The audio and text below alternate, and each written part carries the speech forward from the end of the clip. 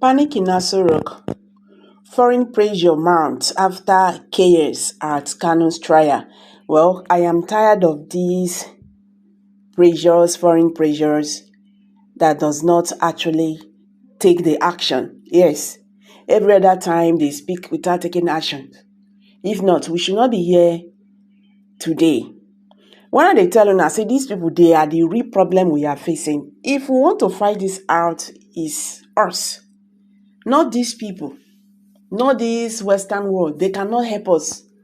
So anybody who think that the international community is going to help us in what we are facing today, just wake up. There, you are dreaming.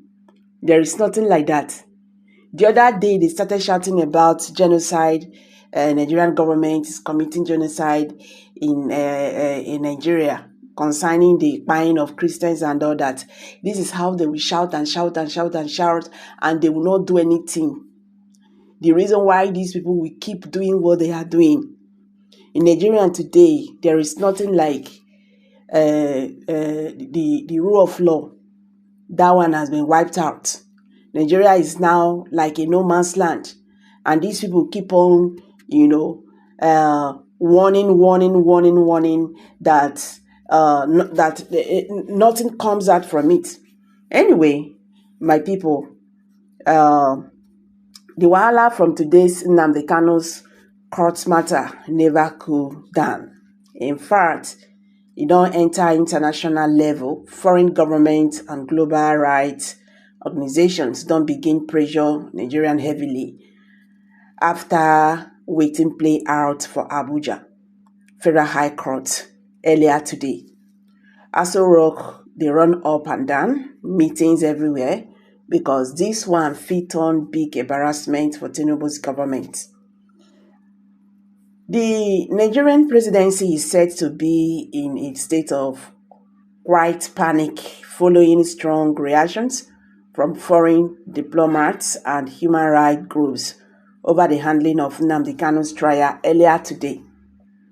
Sources close to the presidential villa told journalists that officials were taken aback by the sharp tone of statements issued by international observers who monitored the court section. According to them, several embassies, including those of the United States, Kingdom and Canada, have begun making inquiries about Kanu's continued detention despite multiple court rulings in his favor.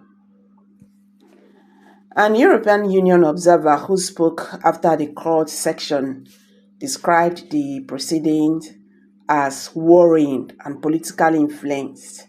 Amnesty International, in a statement released quite this afternoon, said Nigeria risks losing its human rights credibility if Nnamdi Kanu continues to be detained without fair trial or access to proper medical care. According to a diplomatic source in Abuja, the British High Commission has already briefed London, stressing that the matter has now attracted full international attention. Inside Aso Rock, insider says there has been a series of emergency briefings, between the Office of the National Security Advisor and the Attorney General of the Ministry of Foreign Affairs, all trying to manage the fallout. One senior aide reportedly said the government did not expect the kind of global reaction that came today. Even news outlets in Europe are already picking up the story. So this development is significant because it shows how Nnamdi Kanu's case, once treated as a local legal issue, has now moved into global diplomacy territory. International analysts are warning that if the situation is not handled transparently, it could further damage Nigerians' image abroad and affect bilateral relations, especially with countries that prioritize human rights and fair judiciary processes. Meanwhile, multiple reports confirm that Aso Rock media handlers have been ordered to tone down all official statements about the trial to avoid fueling more tension online. Back home, social media has been on fire since morning. The hashtag Nnamdi Kanu, hashtag Justice for Kanu, and hashtag End Justice Now, End Injustice Now have trended across X, former Twitter page, a platform, and Facebook, with many Nigerians accusing government of using adjournment to buy time while pretending to follow the law. In Onitsha, Aba, and Enugu, small groups of protesters were seen marching, holding banners that read "Justice for Kano is justice for peace." Security operatives were deployed quickly, but the anger among the youth continued to grow. Political observers say this new wave of foreign pressure could push the government to reconsider its next legal move, especially ahead of the October 20 nationwide protest, already gaining support from civil society groups and lawyers. So, my people, the matter don't reach another level.